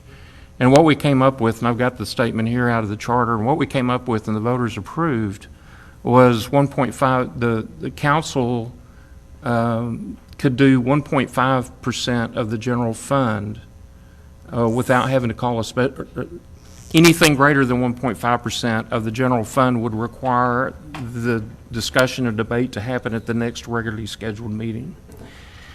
Well, that 1.5% at that particular time was $140,000. Well, and one of the reasons why we talked about it at length, and we did it that way, as opposed to giving it a dollar value, so you didn't have to keep coming back and changing it all the time. And I kind of saw that this fell into the same thing, and I'm thinking, okay, well, this was $140,000 last year at 1.5%. Why don't we just make it 0.5%? And that way it's kind of locked in. The voters approved that technique of doing the calculation when we approved the charter last year. I'm not saying it's necessarily right, and I'd like to hear some debate on it if somebody sees an issue with it, but it's roughly the same amount of money. So. Excellent point. Yeah, I the think there's a state law limiting the number, correct, I Mr. believe we're Capri? restricted by law that we can't go over 50,000. Right, that's why regardless we what the picked percentage that number, was because, yeah, at 50,000, we have to have council approval, it has to be a competitive bid process. That was why we picked this amount. And that would be the difference, because this action that we approved as a part of the charter was something that the council did, Right. as opposed to you being locked in by law. So that makes sense. But I just happen to think But that. excellent point, though. Yes, Excellent point. yes, it Excellent was. thought. Council, are there additional discussions on this topic? If there are none, I'm going to call for a motion item number 20. Motion to approve item 20 as presented. Motion made by Mr. Finch to approve 20 as presented. Is there a second? Second. Second by Mr. Allen. Everyone heard the motion? Are there additional discussions? All in favor signify. All opposed, motion passed 6-0. Thank you. Could invite Chief Hawks to come forward to present an update, status update regarding the timeline and implementation of the police department. Good evening, Chief, one more time. Evening, Mayor, Council. Things are still going well. I'm still optimistic, but I would like you to note my growing concern on the timeline if we don't hurry up and get something resolved with the dispatch. I know we're expecting the study this week to maybe push us along to who's going to provide those services for us. And the reason of my concern is once that is decided on, then we have some political things to go through with ILAs and attorneys looking over things. That's going to take a month or so. Once that's in place, then we can move forward with our record management system and CAD. The IT infrastructure with that takes some time. Once that's in place, then we have to train our existing employees so that we can train the people that we're waiting to hire. And so these things are taking time, and I'm running out of time. So I'm still optimistic that it's going to work. But that is the main issue we're dealing with right now. Mayor, can I ask a quick question? Yes, sir. What do you need? What can we provide for you to make that happen? I just need to get the green light on let's pick someone to dispatch for us. Again, as always, right? Come with a recommendation, and we'll work on that, right? We just need to know what is that you want. I know Susan Yeah, and like you I are said, working on. I can't purchase a record management system or a CAD because that's dependent on who dispatches for you, what system they're using, with the ability to dispatch over the computer-aided dispatch. So. Probably, hopefully you'll get one single entity for both the fire and the police. That way, it's a combined service, there's synergy, and there's benefit of getting that one unit. So Yes, sir. look at options and come back to us with a recommendation. Once the dispatch issue is resolved, then we'll put everything else in motion on the CAD and the record management, and then we can begin to start recruiting to hire officers. So that's the holdup. Everything else is going well. The juvenile board came out last week and inspected our juvenile processing room, and that should be on their agenda for May to approve that and send us our letter. It's just a formality. They have to come out and inspect if we take a juvenile into custody, where we process them. Cars, I've been told by Dodge that our first car will be here tomorrow. I'll believe it when I see it, but we're getting closer on at least one car. The other issue is with the patrol vehicles. When they do get here, the vendor that is supplying our in-car videos and our mobile data computers, they're being held up by what they are telling me is the coronavirus, because a lot of their products come from China. So they're in a holding pattern on that as well. The good news is, once the cars get here, we can still get our prisoner partitions in, our lights and siren, and our striping, so they'll be functional cars. We just won't have computers or videos in there yet. And that's really about it. Like I said, I'm still extremely optimistic, and we're working on several different backup plans and everything like that. So hopefully by next council meeting, we'll have some resolve to that big question. Thanks, Chief. Yeah, keep on pressing. So we need to. Thanks, Chief. We need to get there. Okay, item number 22, Mayor and Council request for future staff updates and agenda items. Council. Mr. Egan? Mayor, I've got a couple. And this council, as well as previous councils, had some discussion about it. But I think we need to kind of get it on the table if we can. And that is to go through and reassess how our formula works for determining when a developer wants to build a specific number of lots on specific amounts of acreage. Particularly scenarios like we had with the Lupton thing, where the amount of buildable acreage was a significant portion of the amount of total acreage that was being bought. But the way the UDO is written and the way the formula works, it allowed them to compress a significant number of houses into a very much smaller area, which I don't think any of the councils are opposed to until you start running into densities where you've got 5 dwelling units per acre. And you know, the baseline idea of all people, myself included, over the time I've lived here, and through everything that the town has been through over the years, the prevailing idea is we've got 1 house, 1 acre. Now, that doesn't really exist, and the chart that Susan had staff put together at my request as we were dealing with the Lupton thing bared that out. But I think we need to make it a little more clear as to how undevelopable land is taken into consideration. You can't just say, well, you can't build on it, you don't get credit for it, because they have to buy that land as a part of the deal, which was what was happening with Lupton.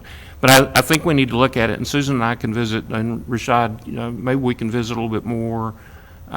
Basically, that chart we had put together could have had one more line in it, so we could have seen what the undevelopable amount of land was versus the number of houses that got built for existing developments that have already been put into place.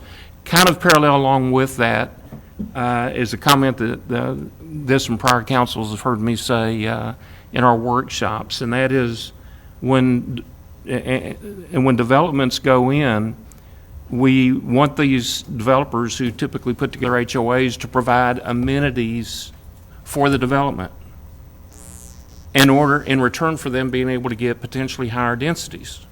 Well, that's all well and good for the people that don't live here until that development's put together. Those of us who have lived here are the ones that are giving something up. Now, I know it's not real easy to work out what this formula is going to be and how we put this together, but I think we need to work on it. I think we're good enough that we can come up with a technique that ensures that those of us, I would rather see if as an example, and not that I'm saying that this should have been done, but if Lupton was going to come in and Hillwood was going to build that development, that I would like to see land for a fire station, which quite frankly, Jim Douglas did whenever the Stony Creek thing came through. He gave us that chunk of land, which I don't know that we're going to use now, but basically at Town East and Collins, it was a part of the deal. But something that's not as strategic in terms of where its location is. But I think we just need to walk through that again and maybe revisit that and see if we can improve what we've got in all that documentation so far. No, it's not going to be easy, but I think we can do better. Thanks. Thanks, Mr. Egan. Additional items for future agenda items? If there are none, I'm going to call for a motion to adjourn the meeting. Motion to adjourn. Motion made by Mr. Finch and second by Mr. Allen to adjourn the meeting. Now time is 8:58, so the meeting for Monday, March 9th, 2020 is adjourned. Thank you very much. Staff, appreciate it. Members of the audience, thanks for visiting. Council, great job. Good job, Mr. Mayor.